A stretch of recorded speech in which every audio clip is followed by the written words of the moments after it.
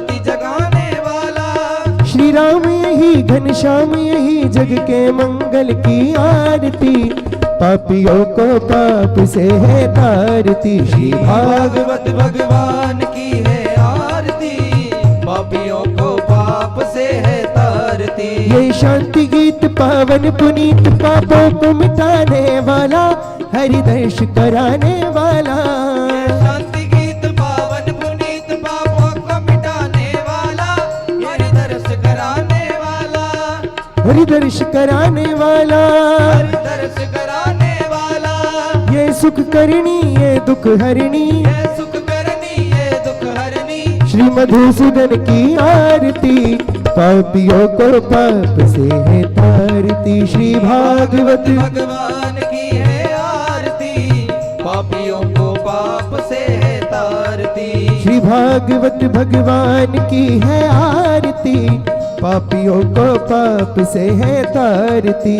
भागवत भगवान की है आरती, पापियों को पाप से है तारती। ये मधुर बोल जग फंद खोल सन्मार्ग बताने वाला, बिगड़ी को बनाने वाला। ये मधुर बोल जग बंद खोल सन्मार्ग बताने वाला, बिगड़ी को बनाने वाला।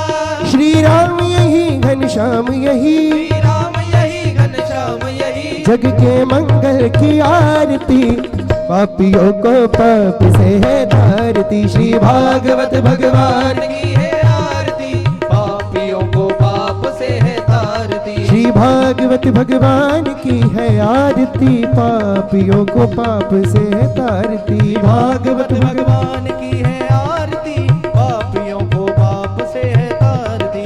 कर्पूर गौरम करुणावतारम, संसार सारम भुजगेन्द्रहारम। सदा वसन्तं हृदयारविन्दे, भवं भवानी सहितं नमामि। अच्युतम केशवम राम नारायणम कृष्ण दामोदरम वासुदेवम हरे श्रीधरम माधवम गोपिका वल्लभम जानकी नायकं रामचन्द्रं भजे। रुक्मणी नायकम कृष्णचंद्रम भजे, पार्वती नायकम शूलपाणिं भजे। बोले श्रीमद् भागवत महापुराण की जय। आरार्तिक्यम जलेना शीतलीकरणम, पुष्पै देवताभिवन्दनम, आत्माभिवन्दनम, आशोद्धरणम वा मंत्र पुष्पांजलिः करणम वा। हरिः ओम मा जगनेन जज्ञमयजन्त देवास्तानि धर्माणि प्रथमान्यासन्ना, ते हनाकं महिमानः सचन्त चित्रपूर्वे साध्याः सन्ति देवाः। हरिः ओम एकदन्ताय विद्महे वक्रतुण्डाय धीमहि, तन्नो दन्ति प्रचोदयात्। ओम कात्यायन्ये च विद्महे कन्याकुमारी च धीमहि, तन्नो देवी प्रचोदयात्। ओम नारायणाय विद्महे वासुदेवाय धीमहि, तन्नो श्री विष्णु प्रचोदयात्। ओम परब्रह्मणे विद्महे गुरुर्देवाय धीमहि, तन्नो श्री सद्गुरुदेव प्रचोदयात्। ओम पंचम वेदाय विद्महे ज्ञानगंगाय धीमहि, तन्नो श्रीमद्भागवत प्रचोदयात्। नाना सुगंध पुष्पाणि यथा कालोद्भवानि च, पुष्पांजलिर्मया दत्ता गृहाण परमेश्वर। मंत्र पुष्पांजलिं समर्पयामि, प्रदक्षिणां परिकल्पयामि। यानि कानि च पापानि जन्मान्तरकृतानि च, तानि सर्वाणि नश्यन्तु प्रदक्षिणायां पदे पदे। बोले श्रीमद्भागवत महापुराण की जय। सियावर रामचंद्र भगवान की जय। पवन सुत हनुमान जी महाराज की जय। संत श्री मंगलनाथ महाराज की जय। श्री स्वामी समर्थ महाराज की जय। शिव नमः पार्वती पतये, हर हर महादेव।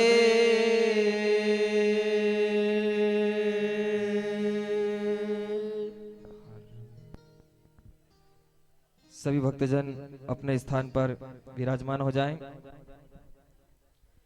एक बार पुनः ग्राम के सभी भक्तजनों से अनुरोध है कि परम पूज्य गुरुदेव मंचासीन हो चुके हैं, अतः कथा की प्रारंभ में आरती हो चुकी है।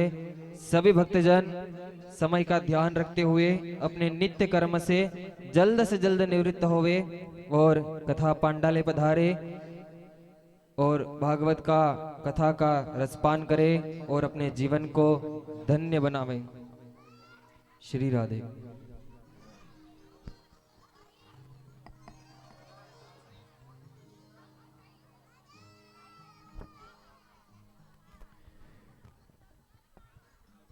श्री राधे गोविंदा मन भजले हरि का प्यारा नाम है।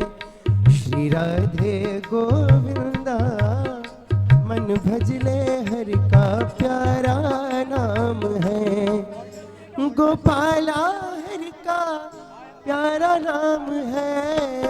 नंदलाला हरि का प्यारा नाम है।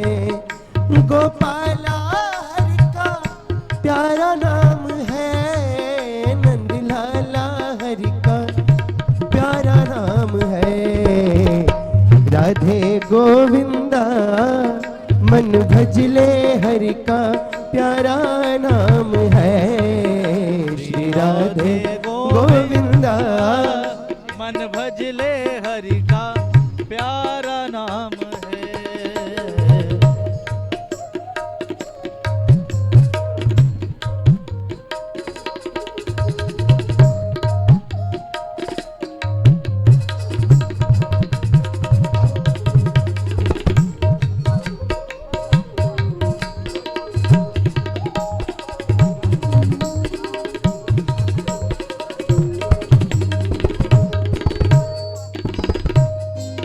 जय नंद लाला जय गोपाला, जय नंद लाला जय गोपाला, जय नंद सभी गाइए।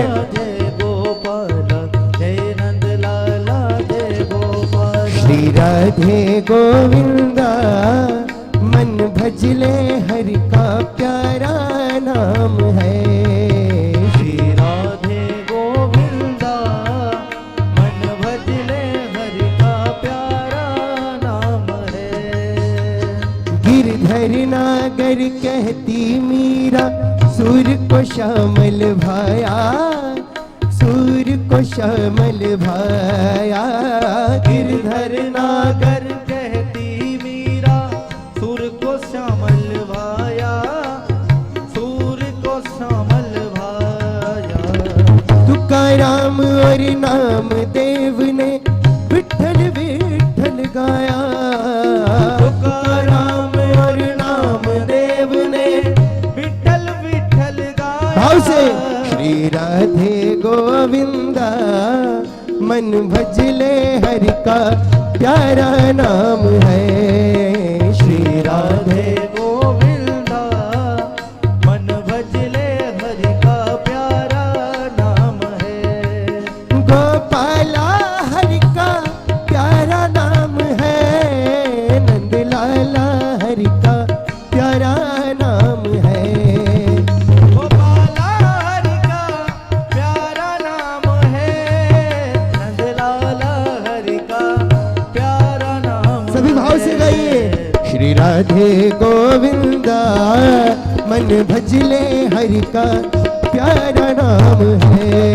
श्री राधे गोविंदा मन भजले हरि का प्यारा नाम है। गोपाला हरि का प्यारा नाम है। नंदलाला हरि का प्यारा नाम है। गोपाला हरि का प्यारा नाम है। नंदलाला हरि का प्यारा नाम है। श्री राधे श्री राधे राधे। श्री राधे गोविंदा मन भजले हरि का प्यारा नाम है। राधे गोविंदा मन भजले हरि का प्यारा नाम है। बोली बांके बिहारी लाल की, व्यास जी महाराज की, पूज्य गुरुदेव महाराज की।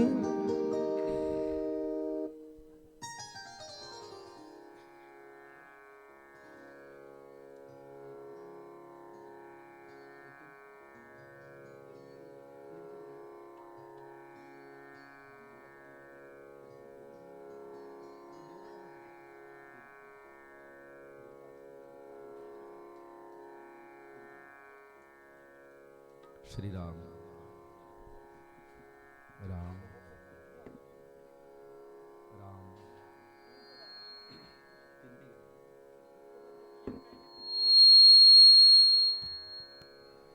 श्री राम श्री राम राम राम श्री राम राम राम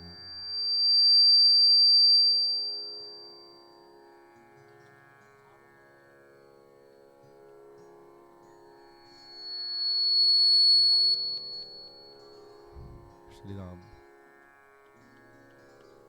श्री राम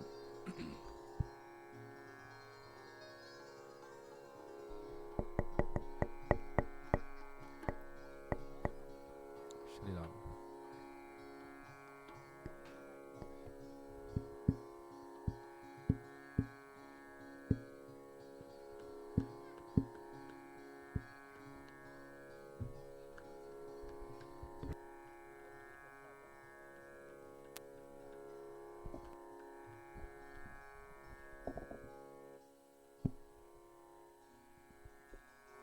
श्री राम श्री राम राम श्री राम श्री राम राम श्री राम श्री राम श्री राम श्री राम राम श्री राम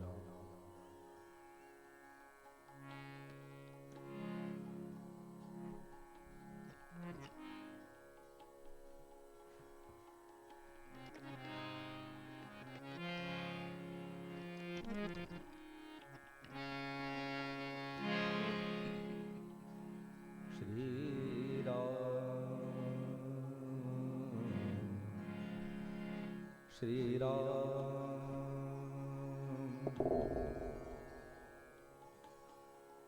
स्वस्ति श्री गणेशाय नमः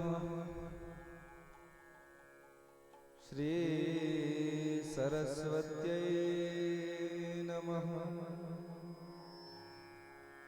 श्री गुरुचरण कमलेभ्यो नमः श्री सीतानाथ समारंभा श्री रामानंदार्य मध्यमा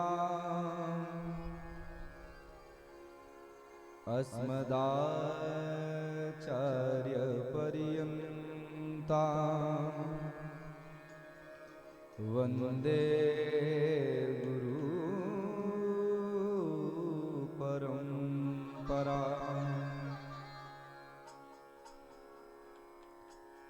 भक्त भक्ति भगवंत गुरु चतुर नाम वपुए तिनके पग वंदन किए नाशही विघ्न अनेक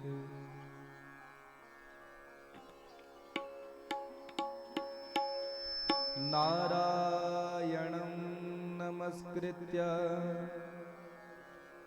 नरं चैव नरोत्तमं देवीं सरस्वतीं व्यासं ततो जयमुदीरये।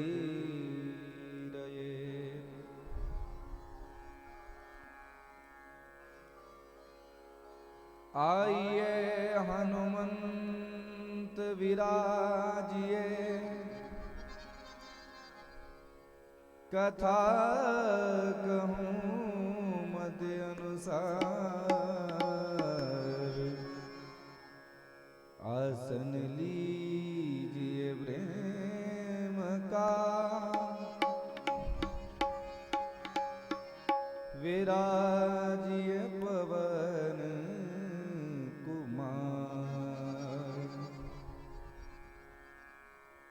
श्री हनुमान जी महाराज की जय। श्री सद्गुरुदेव भगवान की जय। परम पूज्य संत श्री मलुक पीठ वाले महाराज जी की जय। परम पूज्य संत श्री मुकुंद मुनि जी महाराज की जय। परम पूज्य संत श्री मंगलनाथ बाबा की जय। परम पूज्य संत श्री दगड़ू जी महाराज की जय। तापी मैया की जय। केदारेश्वर भगवान की जय। संत शिरोमणि श्री सावता महाराज की जय। श्रीमद् भागवत महापुराण की राधा कृष्ण भगवान की जय। श्री सीताराम जी महाराज की जय। श्री गौरी शंकर भगवान की जय। जय जय श्री राधे। जय जय श्री राधे। जय जय श्री राधे श्याम।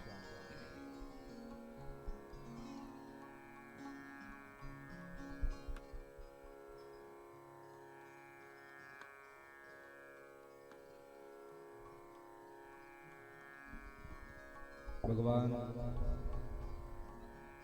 नारायण की वांग्मयी प्रतिमूर्ति शब्दमय विग्रह श्रीमद् भागवत महापुराण को सादर प्रणाम। परम पूज्य गुरुदेव भगवान मलुक पीठ वाले महाराज जी, श्री मुकुंद मुनि जी महाराज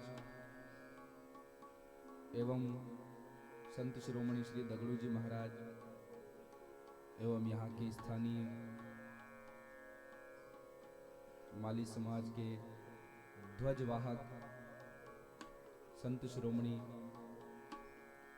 श्री मंगलनाथ बाबा के चरणों में बारंबार प्रणाम।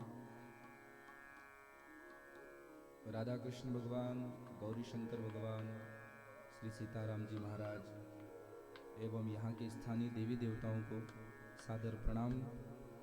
आप सभी श्रोताओं के हृदय में विराजमान भगवान नारायण के विभिन्न रूपों को बारंबार प्रणाम।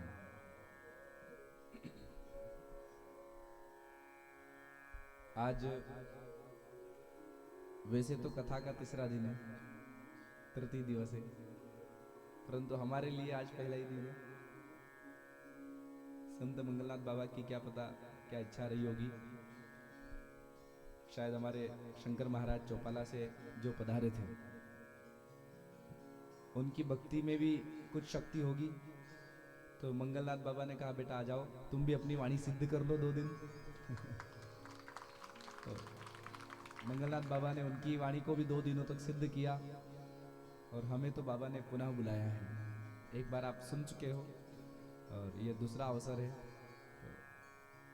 तो ये हमारे लिए, आपके लिए तो ही सही, पर हमारे लिए विशेष करके संत मंगलनाथ बाबा की परम कृपा जो उन्होंने पुनः यहाँ बुला करके उनके चरणों में कुछ शब्द निवेदित करने का यह सुअवसर हमें प्रदान किया। मैं पुनः पुनः संत मंगलनाथ बाबा के चरणों में प्रणाम करता हूँ। 2 दिनों से बह रही श्रीमद् भागवत कथा गंगा, उसका आज तीसरा दिवस और देखते हैं आज हमारे मंगलनाथ बाबा क्या सुनना चाहते हैं, क्या सुनाना चाहते हैं। सावता महाराज क्या कृपा करना चाहते हैं वो तो वो ही जाने, और ठाकुर जी क्या सुनना चाहते, सुनाना चाहते हैं। जैसी उनकी प्रेरणा होगी, उनकी इच्छा होगी, आज की कथा हम सुनेंगे। उसके पूर्व आइए भाव से और प्रेम से हमारे मन और वाणी को पवित्र करने के लिए भाव से 2 मिनट भगवन नाम संकीर्तन हम लोग करेंगे। तत्पश्चात कथा में प्रवेश। बोलो भक्त वत्सल भगवान की जय।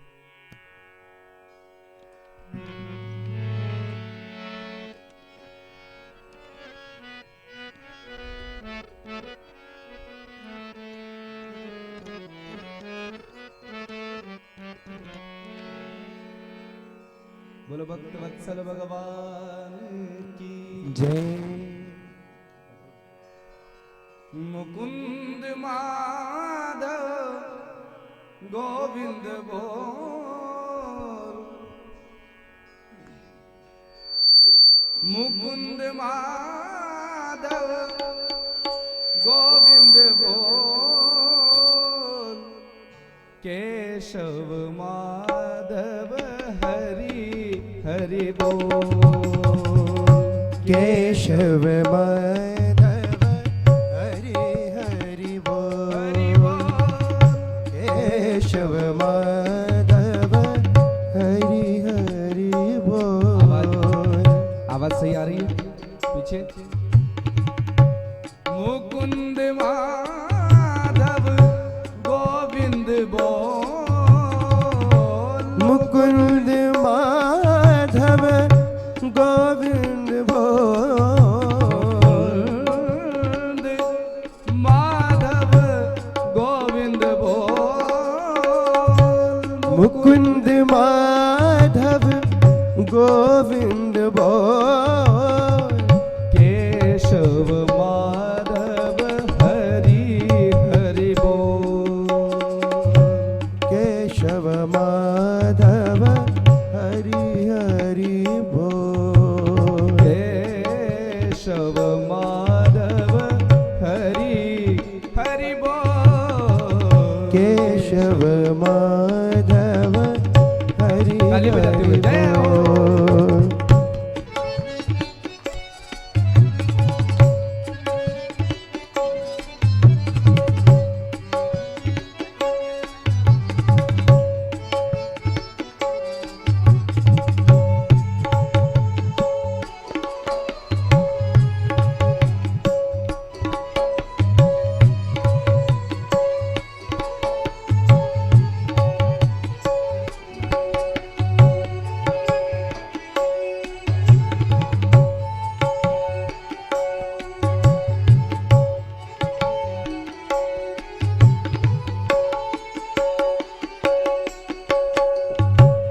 केशव माधव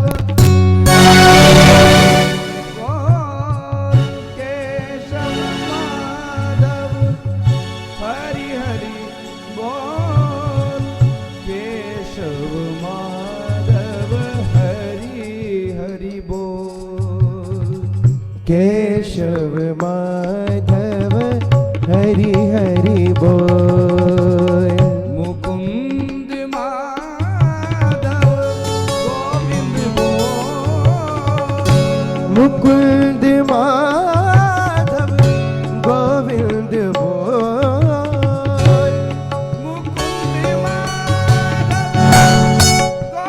गोविंद बोल, मुकुंद माधव गोविंद बोल, मुकुंद माधव गोविंद बोल, मुकुंद माधव गोविंद बोल, मुकुंद माधव गोविंद बोल, मुकुंद माधव गोविंद बोल, केशव माधव हरि हरि बोल। गाइए केशव माधव हरि हरि बोल, केशव माधव हरि हरि बोल, केशव माधव हरि हरि बोल, हरि बोल हरि बोल, हरि बोल हरि बोल, हरि बोल हरि बोल, हरि बोल हरि बोल, हरि बोल हरि बोल। बोलो बोलो हरि बोल हरि बोल, हरि बोल हरि बोल, हरि बोल हरि बोल, हरि बोल हरि बोल, हरि बोल हरि बोल, हरि बोल हरि बोल, हरि हरि हरि बोल, हरि बोल हरि बोल, हरि बोल हरि बोल, हरि बोल हरि बोल, हरि बोल हरि बोल, हरि बोल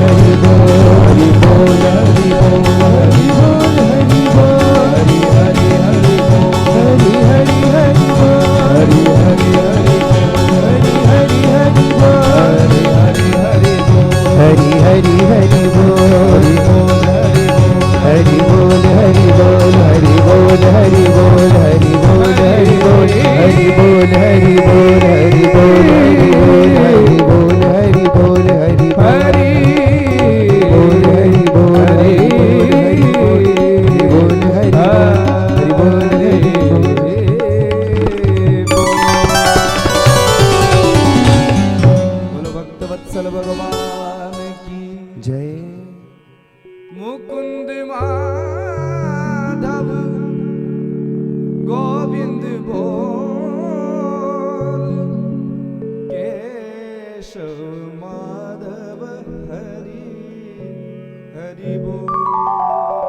गोपाल कृष्ण भगवान की जयकारा तो बड़ा धीरे लगा रहे हैं हम। संत शिरोमणि श्री सावता महाराज की।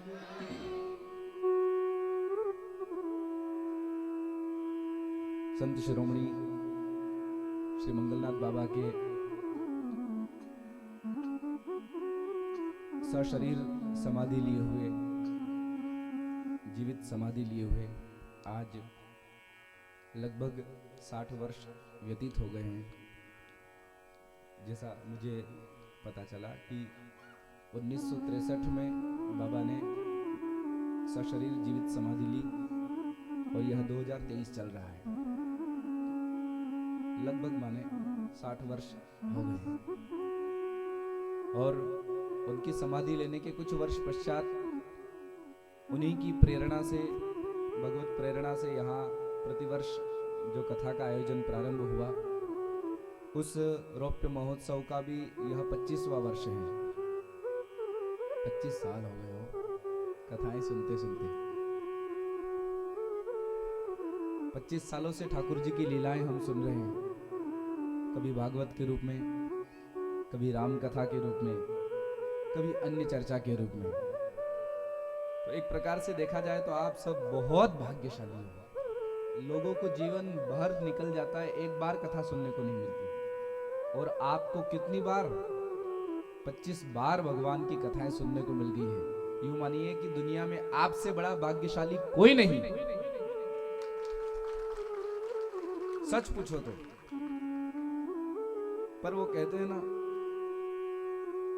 कस्तूरी कुंडल बसे मृग ढूंढे वन माही। कस्तूरी कुंडल में रहती है, अर्थात उसकी नाभि में रहती है, और मृग ढूंढे वन माही। वो हिरण जंगल में ढूंढता है कि कस्तूरी की सुगंध आ रही है, कहाँ है कस्तूरी।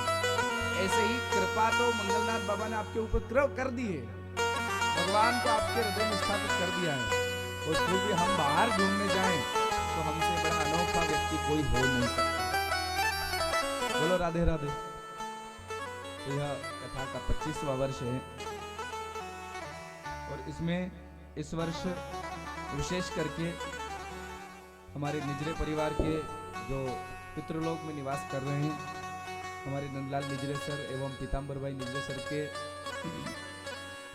परम पूजनीय पिताश्री श्री दामू तोताराम निजरे जी, उनके पिताजी तोताराम काड़ू निजरे जी एवं द्रिपदा तोताराम निजरे जी, और साथ में नंदलाल सर के बुआ जी अत्या, जिन्हें आप फूई बोलते हो, कैलाशवासी कोकिला बाई विजय माड़ी। इनके स्मरणार्थ इस वर्ष यह कथा रखी गई है। मंगलनाथ बाबा की रौप्य महोत्सव का यह 25वां वर्ष है, और प्रतिवर्ष आप कथा सुनते हो। तो इसमें इस बार बड़े संयोग बैठे हैं। एक और बात भी शायद महाराज जी ने भी बताई होगी, शंकर महाराज जी ने, कि आपकी जब कथा शुरू हुई उस दिन बसंत पंचमी थी सर। तो यूँ समझिए कि वर्ष में एक वसंत पंचमी ऐसा अवसर होता है जो सरस्वती जी के पूजन का दिन होता है। उस दिन सरस्वती पूजा हम करते हैं, और सरस्वती अर्थात बुद्धि की देवी। गणेश जी प्रथम पूज्य हैं। ये बुद्धि किसने दी? मां शारदा ने। भागवत सुनना चाहिए, ये बुद्धि किसने दी? मां शारदा ने। मंगलनाथ बाबा सावता महाराज पूजनीय हैं, ये बुद्धि किसने दी? मां शारदा ने।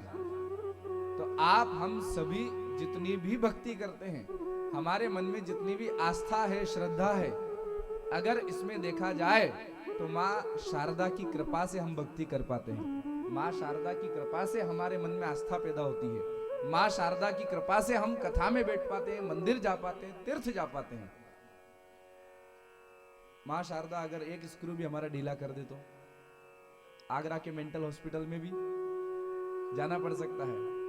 तो यह जो कथा शुरू हुई बसंत पंचमी के शुभ अवसर पर इसका शुभारंभ हुआ। इस बार की कथा का बहुत अच्छा दिन माँ सरस्वती जी पूजा का था, जिनकी कृपा से हमें यह बुद्धि मिली कि हम कथा सुने, भक्ति करें, तीर्थ यात्रा करें। और इस कथा में अब जितने भी चेहरे दिखाई दे रहे हैं, लोंडरा के जो लोग हैं वो तो परिचित है ही सही, पर बाहर से भी जो आ रहे हैं ना, इनमें शायद ही मुझे नहीं लगता कि कोई अपरिचित होगा। यहाँ से मैं शुरू करूं तो इधर तक सब परिचित है, क्योंकि हमारे जैसे गोरख मामा आज आए हैं। इनकी मातृभक्ति को तो मैं मंच से भी वंदन करूं तो भी कम है। इनके माताराम की उम्र 85 वर्ष होगी, 85 के लगभग इनके माताराम की उम्र है। लेकिन हम लोग जगन्नाथपुरी गए, रामेश्वरम गए तीर्थ यात्रा में, तो आप अपने माताराम को साथ में लेकर आए और मामा और दोनों पति पत्नी ने मिलकर के इतनी बढ़िया सेवा करी कि एक बार खुद का भोजन या सोना या दर्शन रह जाए, पर माँ के भोजन दर्शन भोजन शयन आदि की व्यवस्था में कमी नहीं रहने देते थे। इतनी बढ़िया इन्होंने व्यवस्था करा दी। वो भी अब बता रहे हैं।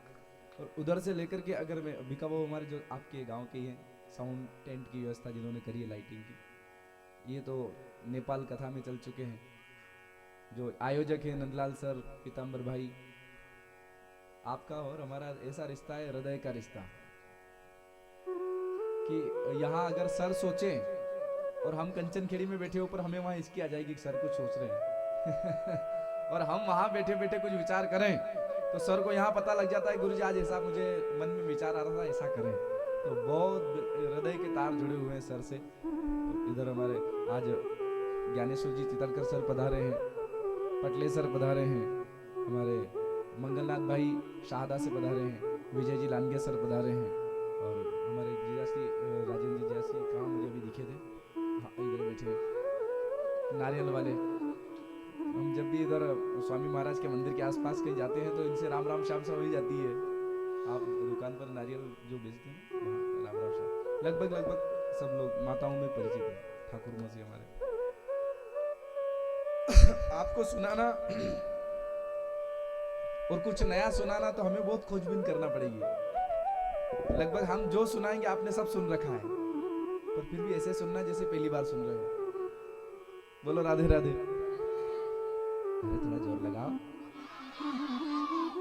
अच्छा, घर के बाहर नाली जो होती है, नाली में से आपको कचरा निकालना हो, उस कचरे को कीचड़ को धोने के लिए पानी डालना हो तो कैसे डालोगे? ऐसे सूर्य को अर्घ्य चढ़ाते हैं ऐसे कि गंदा पानी निकल जाए, ऐसे तो नहीं ना? ऐसे ऐसे मुंडी लाओ, नहीं ना? पानी कैसे चढ़ाओगे? बाल्टी में भर करके पूरे प्रेशर के साथ ऐसे करके चढ़ाओगे। तो ये हमारे हृदय में भी बहुत कीचड़ हो, कितने ही विकारों का कीचड़ यहां भरा पड़ा है। उस कीचड़ को भी धोना है तो भगवान का नाम पूरे प्रेशर के साथ लेना पड़ेगा। बोलो राधे राधे। और थोड़ा जोर लगाओ, थोड़ा हल्कापन लगा। तो कचरा धुल रहा है ना, तो इसलिए हल्कापन तो लगेगा। अच्छा,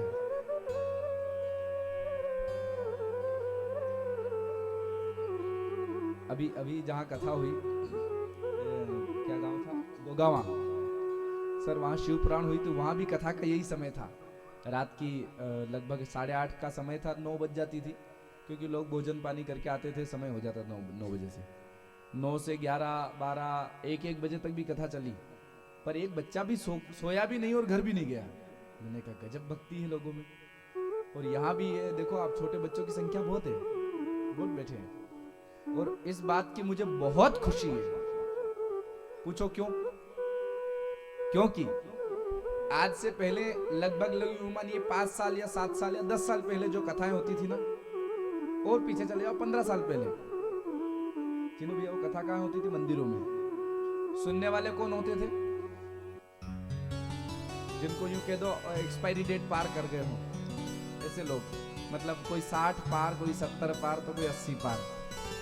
ऐसे लोग जिनके माथे पर मौत मंडरा रही है, वो कथा सुनने आते थे मंदिरों में, जो कथाएं होती थी। अब उनका तो जीवन ही निकल गया वो सुन करके। और अब क्या सुधरेंगे? जितना उनको काम करना था, अच्छा खराब वो तो पूरी जिंदगी कर लिया। कथा की विशेष आवश्यकता उन बुजुर्गों को थी या इन युवाओं को?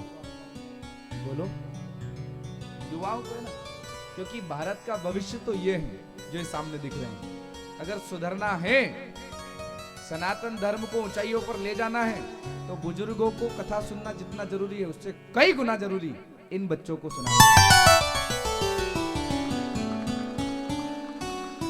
और लोंडरा के लोगों को मैं इस बात के लिए विशेष धन्यवाद दूं। सर, आपको भी बहुत बहुत धन्यवाद दूं कि आपने कथा का समय रात का रखा। दिन का होता तो ये सब वहाँ क्लास में बैठे बैठे ए फॉर एप्पल यही करते होते। हाँ? इसके अलावा क्या करते? पर रात की कथा होने से ये दूसरा फायदा हो गया कि आप सब लोग यहाँ बैठ करके कथा सुन रहे हो, बच्चे भी सुन रहे हैं। बच्चों सब ठीक हो? आइए। और सावता महाराज का कुल यहाँ बहुत बैठा है, क्योंकि माली समाज में सावता महाराज आए हैं। वरवाड़े हमारी कथा हुई, पूरा वरवाड़े गांव आपके पूरे समाज से भरा है। यहाँ भी सबसे ज्यादा संख्या है ना, लगभग वही है। तो आइए हम शुरुआत करें। पर एक बार संत शिरोमणि श्री सावता महाराज को याद करके, और उनका एक पद मुझे बहुत भाता है, सीखा अभी है पर लगता बहुत अच्छा है। तो वो चर्चा हम वो गा करके फिर आगे की चर्चा कथा में प्रवेश करेंगे।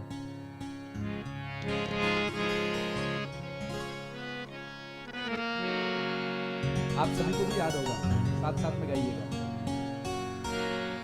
कांदा मुड़ा भाजी, कांदा मुड़ा भाजी, अवगी विठाई माजी, अवगी विठाई माजी, अवगी विठाई माजी, अवगी विठाई माजी, कांदा मुड़ा भाजी, कांदा मुड़ा भाजी। कस्तूरी मंजरी, कांदा मुड़ा भाजी, कांदा मुड़ा भाजी, कांदा मुड़ा भाजी, कांदा मुड़ा भाजी, कांदा मुड़ा भाजी, अवगी मिठाई माजी, अवगी मिठाई माजी, अवगी मिठाई माजी, अवगी मिठाई माजी, कांदा मुड़ा भाजी, कांदा मुड़ा भाजी, कांदा मुड़ा भाजी, कांदा मुड़ा भाजी, अवगी मिठाई माजी, अवगी मिठाई माजी, अवगी मिठाई माजी, अवगी मिठाई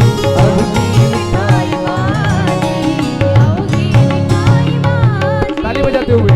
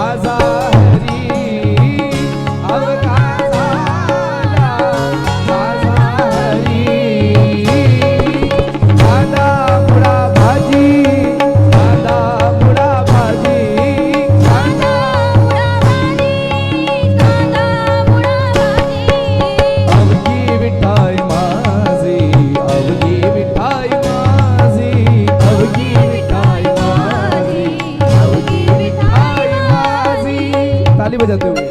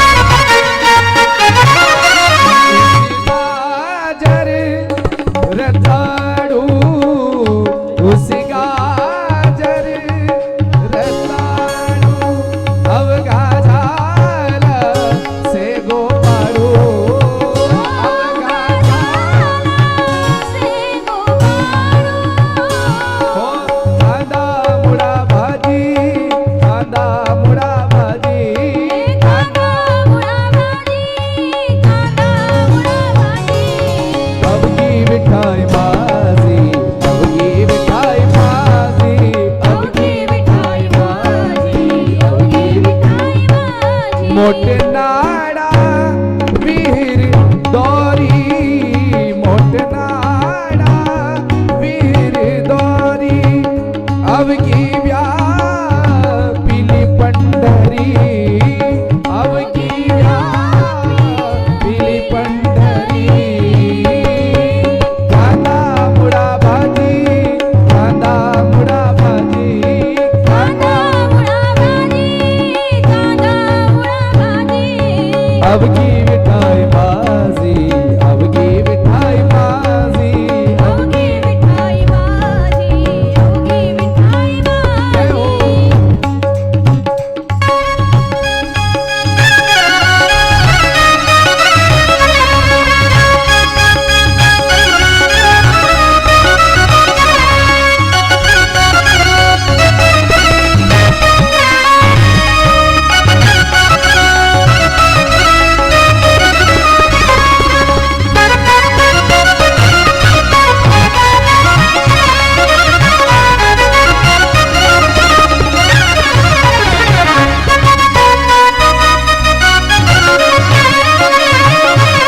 सावता मणे केला मड़ा, सावता मणे केला सावता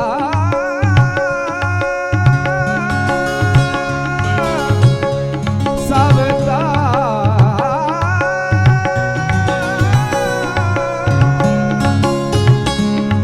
सावता मणे केला मड़ा, सावता मणे केला मड़ा, विठ्ठल पाई गोविला गड़ा, विठ्ठल पाई गोविला गड़ा।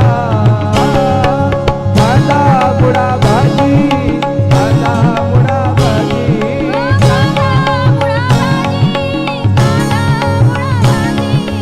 अब की मिठाई माजी, अब की मिठाई माजी, अब की मिठाई माजी, अब की मिठाई भाजी। ओ अब की मिठाई माजी, अब की मिठाई माजी, अब की मिठाई माजी, अब की मिठाई माजी। कांदा मुड़ा भाजी, कांदा मुड़ा भाजी,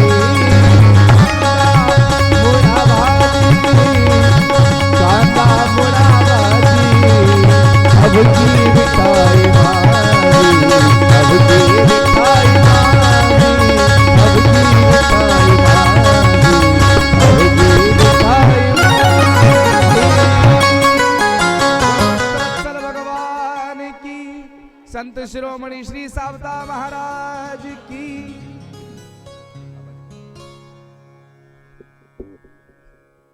आप हम सभी के ऊपर श्री सावता महाराज की, मंगलनाथ बाबा की कृपा, और थोड़ा सा 5 मिनट में हम सुने। कल और परसों आपने जो सुना उसका एक पुनः, परसों की कथा में आप सभी ने श्रीमद् भागवत का महात्म्य सुना, पूज्य शंकर महाराज चौपाला वाले उनके मुखारविंद से। इस महात्म्य में भागवत क्यों सुनना चाहिए, भागवत सुनने से क्या होता है, आज तक भागवत सुनकर के किसी का उद्धार हुआ, और भागवत कैसे सुनना चाहिए, इन प्रश्नों का उत्तर परसों कथा में आपने सुना होगा, जिसमें पहले कथा कहती है कि नारद बाबा तीर्थ यात्रा के लिए जब निकले तो वे पूरे तीनों लोकों में घूमते घूमते जब मृत्यु लोक में आए और उन्हें जगह जगह पर कलयुग का तांडव दिखा, कहीं भक्ति नहीं दिखी, तो नारद बाबा उदास होकर के और सीधे बद्री विशाल चले गए। बद्री विशाल में जाकर के उन्होंने सनत कुमारों से भेंट हुई तो कहा कि मुझे कहीं भक्ति दिखी नहीं, वृंदावन में दिखी भी तो उसकी गोद में ज्ञान और वैराग्य बूढ़े होकर पड़े थे। मैंने कोशिश भी की कि ज्ञान वैराग्य को जगाऊं, पर मेरी पूरी कोशिश करने के बावजूद वे जागे नहीं। तो सनत कुमारों से कहा कि अब क्या उपाय करूं कि उनका बुढ़ापा दूर हो। तब सनत कुमारों ने कहा, नारद बाबा, कांख में छोरा और गांव में ढिढोरा। आप जानते हो कि ज्ञान और वैराग्य को जगाने के लिए सत्कर्म क्या होता है, कैसे करना चाहिए। नारद बाबा ने पूछा, क्या होता है? तो सनत कुमारों ने कहा, श्रीमद् भागवतालापः सतु गीतः शुकादिभिः। सत्कर्म क्या होता है? बोले, श्रीमद् भागवत सुनना ही सबसे बड़ा सत्कर्म है। आप भागवत सुनिए ज्ञान वैराग्य को। अच्छा, तो कहा, यदि भागवत को सत्कर्म कहते हैं तो आप ही सुना दीजिए, मैं श्रोता बन जाता हूं। नारद जी बन गए श्रोता, सनत कुमार बन गए वक्ता, और बद्री विशाल से नीचे आकर आनंद नाम के वन में कथा शुरू हुई। कथा शुरू हुई तो सारे महात्मा उस कथा को सुनने के लिए आने लगे। यहां तक लिखा है कि भक्ति ज्ञान वैराग्य वृंदावन में थे, पर कथा सुनकर के ता थैया नृत्य करते हुए वहां आ गए। सुनिए, कथा जिसके लिए करवाई जाती है ना, उसको फल मिलता ही है।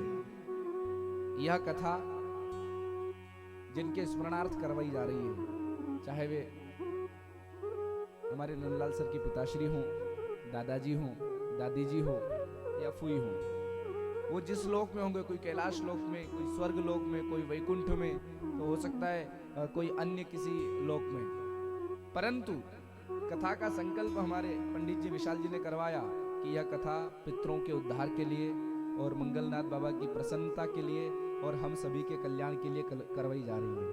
तो जैसे ही यह संकल्प छोड़ा कि उस संकल्प के छोड़ते ही वो सारे पितृदेवता यहाँ आ जाते हैं। आवाहन किया कि पितृदेवता पधारो। ये सप्तग्रंथी का जो बांस लगा है, इसमें सारे पितृदेवता आकर के विराजमान हो जाते हैं, और आपको और हमको इन नंगी आंखों से, इन आवरण भरी, माया भरी, आवरण भरी आंखों से भले ही नहीं दिखते हो, पर हमारे पितृदेवता यहाँ बैठे हैं। निजरे परिवार के जो पितृदेवता है वो यहाँ बैठे हैं। क्या पता किसी बालक के रूप में बैठे हो, किसी बालिका के रूप में बैठे हो, पर वो यहाँ आए हैं, सुन रहे हैं। और इसीलिए कहते हैं कि जब तक भागवत चले तब तक आयोजक परिवार को बहुत नियम से रहना चाहिए। नियमों में कई नियम हैं, उनमें से जितने उससे पालन हो सके उस आयोजक को उतने नियमों का पालन करना चाहिए। कोप नहीं करना चाहिए, क्रोध नहीं करना चाहिए। इधर आगे से बता चाहिए, आयोजक को क्रोध नहीं करना चाहिए। क्रोध, कोप, गुस्सा एक ही बात है। पूछो कारण क्या है, क्यों नहीं करना चाहिए? एक तो हमारे घर जब भागवत हो तब क्रोध न करें, और दूसरा, इधर आगे बैठ जाइए,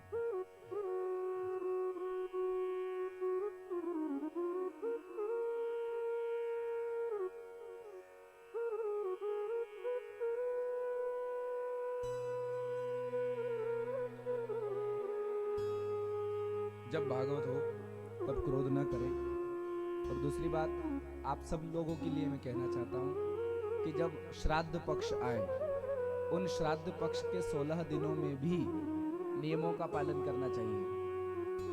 सुनिए, इधर देखिए, श्राद्ध पक्ष के 16 दिन जो होते हैं ना, उन 16 दिनों तक हमारे सारे पितृदेवता पितृलोक को छोड़ करके हमारे घर में आते हैं।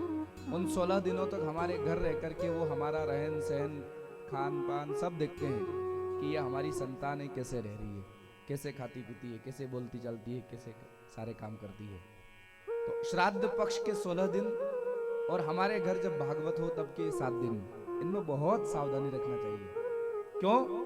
क्योंकि हमारे पितृदेवता हमारे आसपास ही रहते हैं। वो हमें ही देखते हैं कि मेरी संतान जो है, मेरा वंशज जो है, ये क्या कार्य कर रहा है।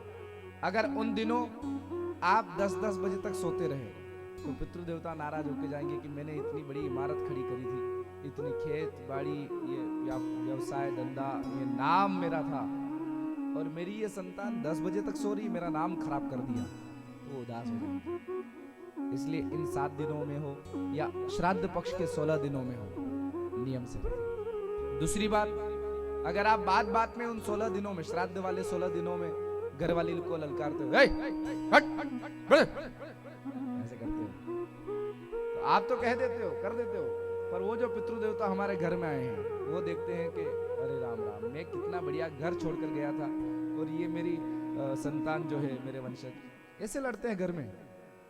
तो उन 16 दिनों में लड़ाई झगड़ा घर में ना हो, क्लेश ना हो, प्रेम से रहो। और भोजन में भी भगवान ने जो मनुष्य शरीर दिया है, इस मनुष्य शरीर के लिए जो भोजन निर्धारित किया है, शुद्ध और सात्विक भोजन, वही भोजन हम करें। नहीं तो हमारे पूर्वज आए श्राद्ध पक्ष के 16 दिनों में या भागवत कथा के 7 दिनों में, और उन्होंने देखा कि उनकी ही वंशज, उनकी ही संतान घर में मांस, मछली, अंडे, बकरे, मुर्गे ला करके खा रही है, तो उनको बहुत दुख होगा और बहुत दुखी होकर जाएंगे। इसलिए भाई, मनुष्य का शरीर मिला है तो मनुष्यों जैसे आचरण हो, मनुष्यों जैसा सात्विक भोजन हो, और मनुष्यों के जैसे हमारे सारे बोलचाल के व्यवहार हो, पशुओं जैसे नहीं।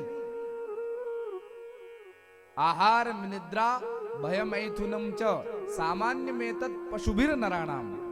ये आहार करना, ये नींद निकालना, ये संतानोत्पत्ति करना, ये पशु भी करते हैं और हम भी करते हैं। लेकिन पशुओं में और हम में एक अंतर है। पूछो क्या? पशुओं को ये ज्ञान नहीं है कि हमें ये पशु जन्म मिला है तो इसमें हमें उद्धार करना चाहिए, हमारे उद्धार के लिए प्रयत्न करना चाहिए या नहीं। पर हम मनुष्य है ना, तो हमको भगवान ने बुद्धि दी है, विवेक दिया है कि मनुष्य शरीर मिला तो इस शरीर से अपने उद्धार के लिए कुछ यत्न कर लो। देखो भजन गाते हैं ना, मुक्ति का कोई तू जतन कर ले, रोज थोड़ा थोड़ा हरि का करते हैं कि नहीं? भले रोज करो पर थोड़ा थोड़ा। अच्छा, अगर पशुओं को ये बुद्धि होती कि कल्याण के लिए कथा में जाकर बैठना चाहिए, तो यहाँ आप सोचो, एक लाइन बिल्लियों की होती कि नहीं, एक चूहों की होती कि नहीं, एक चींटियों की होती कि नहीं, एक वो भैंस आकर के बैठती कि नहीं, आज हम चारा नहीं खाएंगे, दूध नहीं देंगे, कथा में जाके बैठेंगे। गाँव में ऐसा भी हो सकता है। पूरे गांव के वो छोटे छोटे पिल्ले हो या बड़े कुत्ते हो, सब कहते आज हम बाहर निगरानी नहीं करेंगे, कथा में जाके बैठेंगे। पर कुत्ता हो, बिल्ली हो, चूहा हो या चींटी हो, चीटा हो, गिलहरी हो, जो भी पशु है, कथा में बैठे दिखते हैं? कभी नहीं दिखते ना, क्योंकि उनमें वो बुद्धि नहीं है कि अपना कल्याण करने के लिए कथा में जाकर बैठना चाहिए, अपना कल्याण करने के लिए मंदिर में जाकर बैठना चाहिए, अपना कल्याण करने के लिए ज्ञानेश्वरी पारायण होता हो तो वहां जाकर बैठना चाहिए, अपना कल्याण करने के लिए तीर्थ यात्रा करना चाहिए। ये बुद्धि पशुओं में नहीं है। ये बुद्धि किस में है? आप में, हम सभी में। क्यों? क्योंकि हम मनुष्य हैं। और उसके बाद भी हम मनुष्य जन्म लेकर के अपनी मुक्ति के लिए, अपने कल्याण के लिए यत्न न करें, तो यूं समझिए कि उस पशु में और हम में कोई अंतर नहीं। बोलो राधे राधे। है कोई अंतर? नहीं ना? ऐसे ऐसे मुंडी ला, कोई अंतर नहीं। आज मैं दिन में आया जब, तो उस समय जब हम आए तो वहाँ ज्ञानेश्वरी पारायण चल रहा था, और उस पारायण में महज मैंने देखा कि 8 या 10 बहनें बैठी होगी, और यहाँ से मैं देख सकता हूँ कि कौन कौन बैठी थी माताओं बहनों में। और अभी कितनी संख्या दिख रही है? कुछ बाहर से आई होगी माताएं बहनें सुनने के लिए, फिर भी यहाँ की 50 तो होंगी, और वहाँ पारायण में 8 या 10। तो ये हमारे लिए विचारनीय बात है, सोचने की बात है। वर्ष में एक बार योग लगता है, ज्ञानेश्वरी पारायण होता है, किसको मिलता हो? भाग्यशालियों को मिलता है ज्ञानेश्वरी पारायण। वो दूर से, कहाँ आलंदी से आए ना हमारे पारायण वाले दादा, आलंदी से हम इस आयोजक परिवार ने बुलाए हैं। इतना बढ़िया पारायण चल रहा है, और हम फिर घर पे ही बैठे बैठे यूं करते रहो, तो गई भैंस पानी में। बोलो राधे राधे। बुढ़ापा आ जाता है लेकिन भक्ति का मन नहीं। बुढ़ापे में भी बुढ़ी घर के बाहर बैठी बैठी बस इधर उधर वो गेहूं साफ करती रहेगी, चावल साफ करती रहेगी, दाल साफ करती रहेगी। ये दिन खत्म ही नहीं होता, दिन खत्म ही नहीं होता। पारायण में जाकर नहीं बैठेगी। अरे पारायण में जाकर बैठ जाए तो बुद्धि का दिन क्या, जीवन ही भगवत कृपा से समय पर पूरा हो जाए। कम से कम खाट पर तो ना पड़े, रहना पड़े। बोलो राधे राधे। यही कर्म साधन है, यही ज्ञानेश्वरी पारायण, यही हरिपाठ, यही कथा श्रवण काम आएगा। नहीं तो बुढ़ापा आ गया और मौत नहीं आ रही है, खाट पर पड़े पड़े प्रार्थना कर रहे हैं कि हे परमात्मा बुला लो, फिर भी मौत नहीं आ रही है, तो समझ लो कि कर्म में कुछ न कुछ गड़बड़ी है। अब बुढ़ापा आ जाता है, डोकरी ना सुनाई देता है ना दिखाई देता है, दिन भर यूं करती रहती है। वो बहू आती बेचारी, सुनबाई बोलते हो क्या बोलते हो, वो बहू आती है, वो साफ करके जाती है पोछा लगा के, वो गई कि बुड्ढी फिर ऐसे पोत देती है।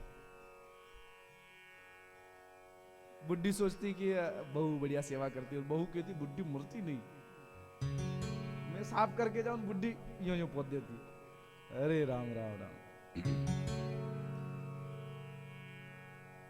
सनत कुमारों ने कथा प्रारंभ की। ज्ञान वैराग्य भक्ति तीनों जागते हुए वहां पहुंचे, और उन्होंने जो कथा सुनी उस कथा में नारद बाबा सुन रहे थे और सनत कुमार सुना रहे थे कि इस कथा को जीवित कोई सुन ले तो ये उसका कल्याण तो करती ही है, पर मरने के पश्चात भी कोई सुन ले तो ये उसका भी कल्याण कर देती है। किसका किया? तो एक आत्मदेव नाम के ब्राह्मण, उनके पुत्र हुआ जिसका नाम धुंधुकारी, जो कि उनकी साली का बेटा था, उनका नहीं। बहन ने अपनी बहन का बेटा, पत्नी ने अपनी बहन का बेटा लेकर दे दिया, मेरा बेटा। और धुंधुकारी आपने कथा सुनी, बहुत दुष्ट हुआ, पिता को मारा, माँ को मारा, और आखिरकार खुद भी मर गया।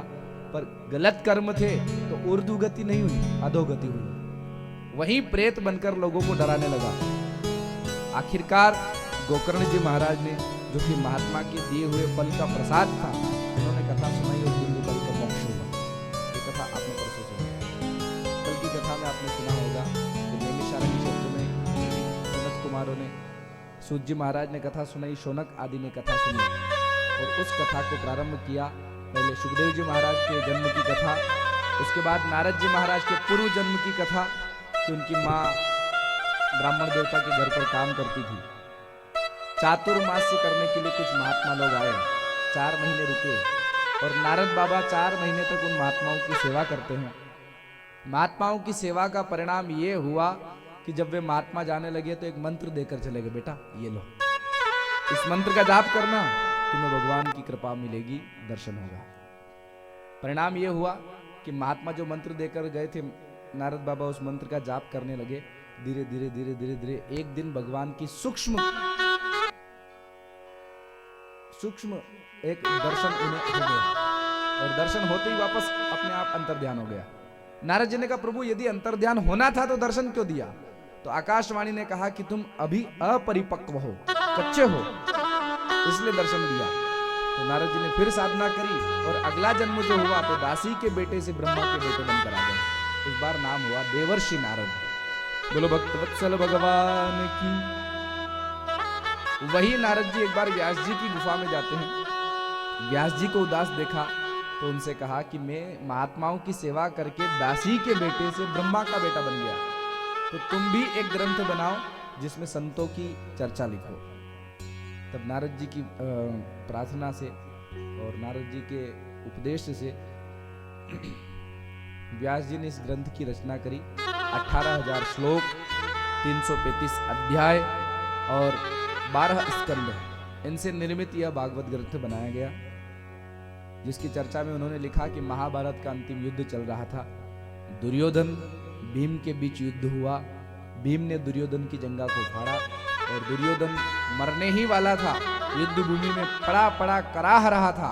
मैंने कहा ना, पाप होंगे तो मौत भी नहीं होगी, वो जब तक पाप भुगत नहीं लोगे तब तक मौत भी नहीं हो सकती। और पुण्यात्मा बैठे बैठे पट से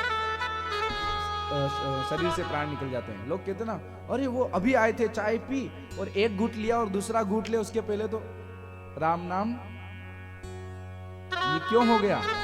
इतनी सी भी तकलीफ नहीं देखना पड़ी, क्यों शरीर छूट गया? क्योंकि पुण्य ऐसे थे कि तकलीफ क्यों देखेंगे। पुण्य किए थे, जितनी सांस मिली प्रेम से जी, और मरे तो बैठे बैठे आराम से शरीर छोड़ दिया।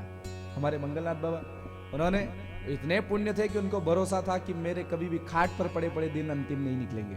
उन्होंने आंख बंद करके और सशरीर ध्यान लगाया और कहा कि भली मिट्टी डाल दो, पर मेरी मौत का समय निकट है।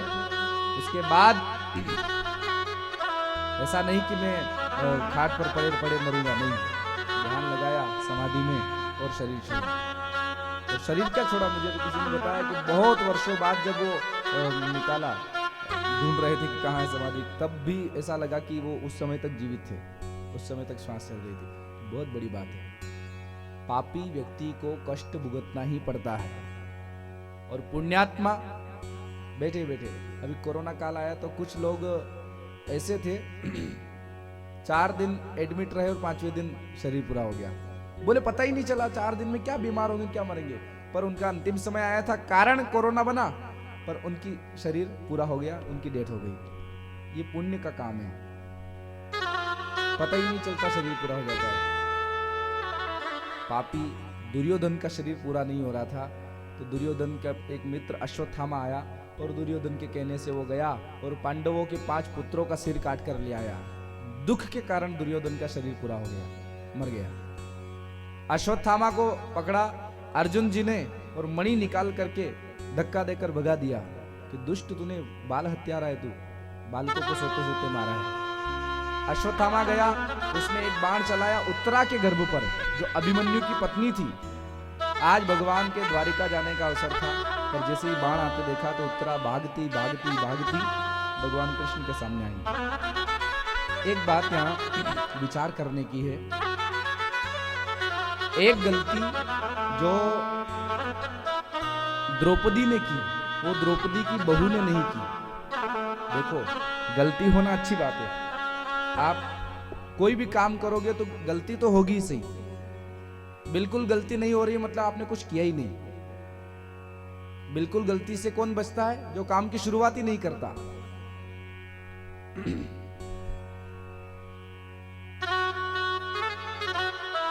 प्रयत्न करेंगे तो उसमें 2 ही चीजें हैं, या तो सफलता मिलेगी या असफलता। सफलता कुछ सिखाए ना सिखाए, पर असफलता बहुत कुछ सिखाती है। बोलो राधे राधे। ध्यान से सुनना, सफलता शायद कुछ सिखाए, पर असफलता बहुत कुछ सिखाती है। क्योंकि असफलता के रास्ते में जो रुकावटें थी, जिन्होंने उसको सफल नहीं होने दिया, वो रुकावटें अगली बार वो नहीं करता है। सफल व्यक्ति एक बार सफल हो गया, गिरने का डर रहता है, पर असफल व्यक्ति समझ जाता है कि वहां जाना है तो यहाँ ये इस प्रकार से गिर सकते हैं, तो ये सावधानियां रखता जाएगा। तो असफलता के बाद जो सफलता मिलेगी वो कभी भी उसको पतित नहीं होने देगी। और दूसरी बात द्रौपदी से सीखने की ये है, उत्तरा से सीखने की ये है कि द्रौपदी ने जिस समय गलती करी थी, क्या गलती करी थी? दुशासन साड़ी खींच रहा था, कथा आप सब जानते हैं। उस समय द्रौपदी ने भीष्म पितामह से कहा बचाओ, नहीं बचाया। द्रोणाचार्य से कहा गुरुदेव बचाओ, नहीं बचाया। 5 पति सामने बैठे, उनके सामने हाथ फैलाया, बचाओ, नहीं बचाया किसी ने। आखिर में जाकर के कहा हे कृष्ण द्वारिका वासिनी। कब कहा? आखिरी में। और आज उत्तरा के ऊपर कष्ट आया तो उत्तरा भागी। अब वहां उत्तरा के ससुर जी, काका ससुर जी और उनके भी ऐसे 5 जो पांडव खड़े थे, उन 5 के पास नहीं गई कि मेरी रक्षा करो। न अपनी सास द्रौपदी के पास गई, न दादी सास कुंती के पास गई, किसी से गुहार नहीं लगाई। सीधे कहां पहुंची? भगवान कृष्ण के पास। हे कृष्ण द्वारिका पाहि पाहि महायोगिन देव देव जगतपते नान्यम त्वद्भयं पश्ये यत्र मृत्यु परस्परम। मतलब उत्तरा सिखाना चाहती है कि आपके जीवन में कष्ट आए तो दुनिया के सामने हाथ मत फैलाओ। बात समझे? लोगों के सामने हाथ मत फैलाओ कि आप रक्षा करो, आप रक्षा करो, आप कुछ दे दो। नहीं, ये लोग कुछ नहीं देने वाले।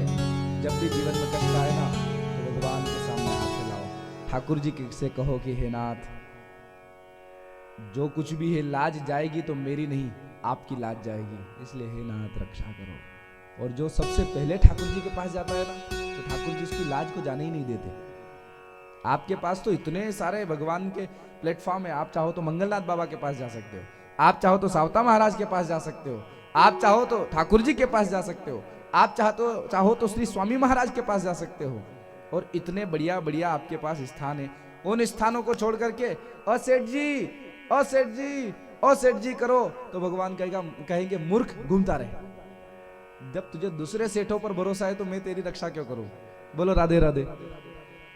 हमारे उधर एक भजन गाते हैं राजस्थान में, मारवाड़ी भाषा का है। सेठा में सावरो सेठ रे बाकी सब डुप्लीकेट, सेठा में सावरो सेठ रे बाकी सब डुप्लीकेट, सेठा में सावरो सेठ रे बाकी सब डुप्लीकेट, सेठा में सावरो सेठ रे बाकी सब डुप्लीकेट, बाकी सब डुप्लीकेट रे मोहन की फोटो स्टेट, बाकी सब डुप्लीकेट रे मोहन की फोटो स्टेट।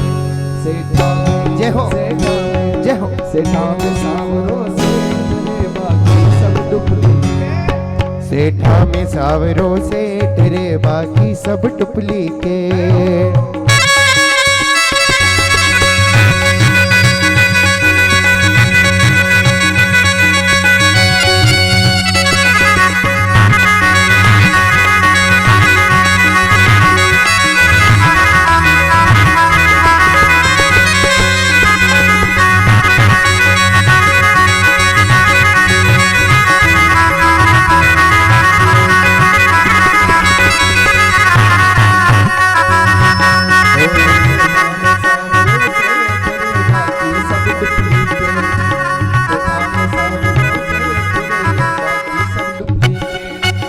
बाकी सब डुप्लीकेट रे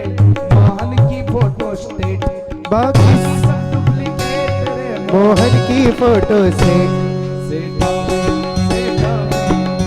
में सावरो सेठ रे बाकी सब डुप्लीकेट, सेठा में सावरो सेठ रे बाकी सब डुप्लीकेट। महाराष्ट्र में भी एक भजन गाते हैं।